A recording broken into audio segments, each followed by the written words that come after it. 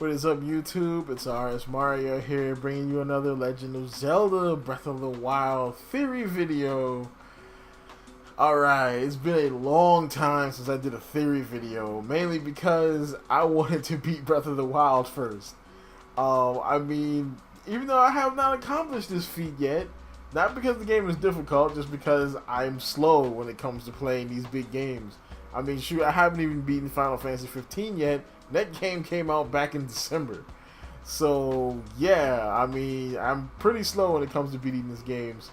But for the sake of the channel, for the sake of theories, and because I wanted to throw my hat in the ring when it came to this whole timeline theory jazz, I had to go ahead and just spoil myself to the ending of Breath of the Wild.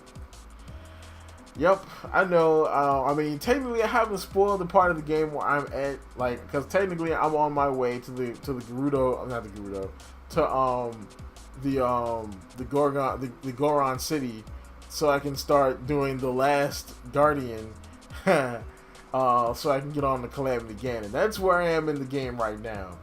I haven't seen any of that stuff that happens in that part of the game, so I'm still cool with that, but I needed to know the end so I could make a theory video and start making other theory videos on what was happening. So, where does Breath of the Wild take place in the timeline? I have no idea. I don't think anyone else does outside of Nintendo. Because it's so much in this game. There are elements from every timeline in this game. It makes it really difficult to pin down one place where it takes place. You could say that, oh, it's in the adult timeline. Technically there's a 10,100 year gap, in time. Technically, the land could have dried up. The Koroks could have planted seeds to dry all the water, and the inhabitants of New Hyrule could go back to Old Hyrule, and things can go on from there. And actually, that would kind of explain a lot. It would explain why there was Rito in the game.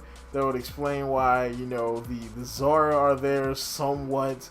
Because maybe there was some Zora that stayed in the Zora domain and didn't leave and evolve, whatever. That would explain why the Koroks in the game. That would explain a lot of things. But then, you would have things like the Sheikah, and technically the Sheikah are completely extinct. Even if there were some, hiding somewhere in Hyrule, Hyrule was completely destroyed in the flood, so they all died. So that's impossible. That counts out the adult timeline. This game directly references sages.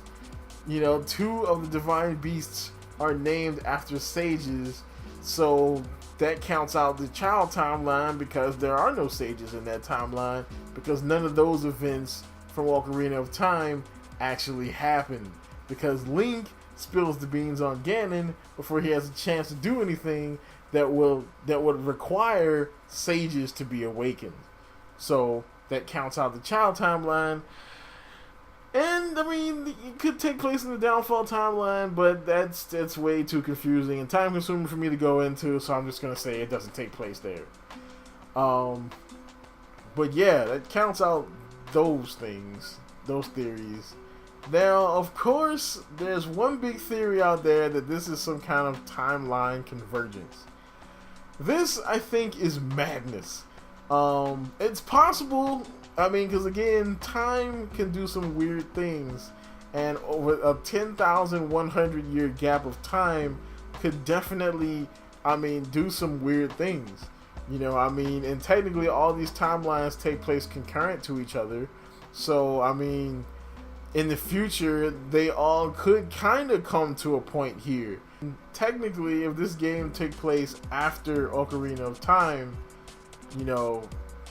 why are there so many Sheikah? This is something that we can't explain. There are so many Sheikah. There are more Sheikah in this game than there are in any other Zelda game ever. So if the Sheikah died before Ocarina of Time and there was only one, unless Impa dropped those daggone Capri Pants for some random Hylian dude, there are no more Sheikah. the Sheikah are gone. So why are there so many Sheikah? So let's take that timeline convergence thing and we're gonna throw it out the window. My theory on the timeline is that this takes place in its own fourth timeline. Now, I think this is the thing that a lot of people have just kind of come to agree on, that it takes place on a brand new timeline, which in essence would actually work, because this would be a way that Nintendo could kind of soft reboot the franchise without destroying years and years of history. By making a new timeline, they can say, well, all that stuff happened, but this is a different timeline, so things are different now. So for this, we're going to have to go all the way back to the beginning, all the way back to Skyward Sword. Now, in Skyward Sword, there was a lot of time travel. Specifically, near the end of Skyward Sword, before your battle with Demise, there was some pretty important time travel elements. So that possibly created two timelines. So initially, the way you kill Demise is you get the complete Triforce and you wish for the destruction of Demise. So you wish that Demise was destroyed. So of course, Demise being the imprisoned at this point, because he was still relatively sealed away, you know, you wish his destruction with the Triforce and you drop the giant Helios statue on him and he dies permanently. There is no more Demise. There is no curse at this point. There is just, you know, there's just Girahim, who makes his move at this point, taking Zelda, using the Gate of Time to go back in time to resurrect his master. Of course, you do defeat Girahim, but it's too late because the whole battle was basically him buying time anyway, and, you know, the ritual is complete and Demise is resurrected.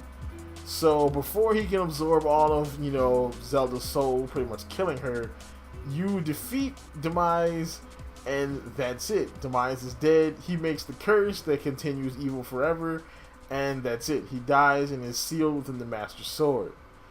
So, how does this create two timelines? Well, technically, in one timeline, Demise was wished away, you know, wished to death essentially with the Triforce, and in another timeline, Demise dies in battle with Link.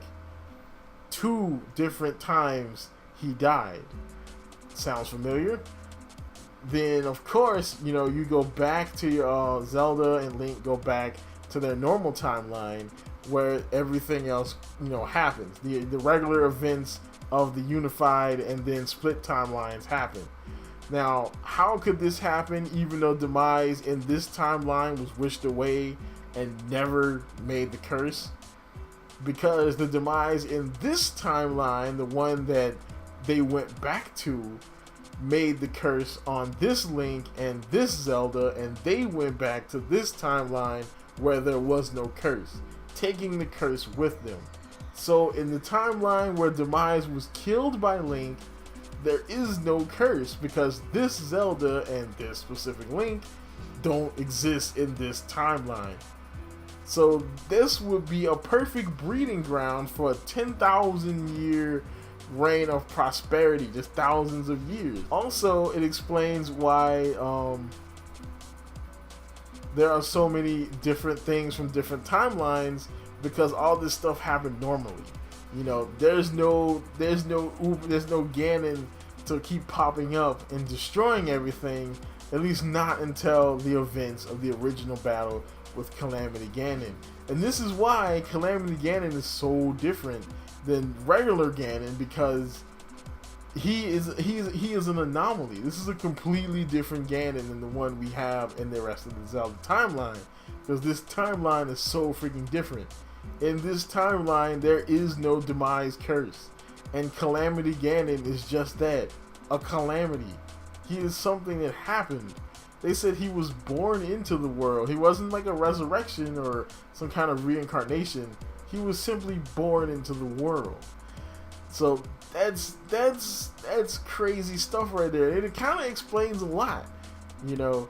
Now, of course, it is just a theory, and more than likely, I could be very wrong. And I kind of make these theories for fun and to kind of keep my creative juices flowing. So, yep, I hope you guys like this insane theory I came up with. If you guys do, of course, comment, like, subscribe, hit that bell. For the love of God, please hit that bell. Because I think that the YouTube has burned most of my subscribers. So that's why I really don't get any views anymore. So please hit that bell if you want to continue getting more content. And put your own Zelda theories in there. Because you never know. I mean, I might look into that, and it might be a video in the future. So that's about it. Like, comment, subscribe, and as always, folks, keep it real.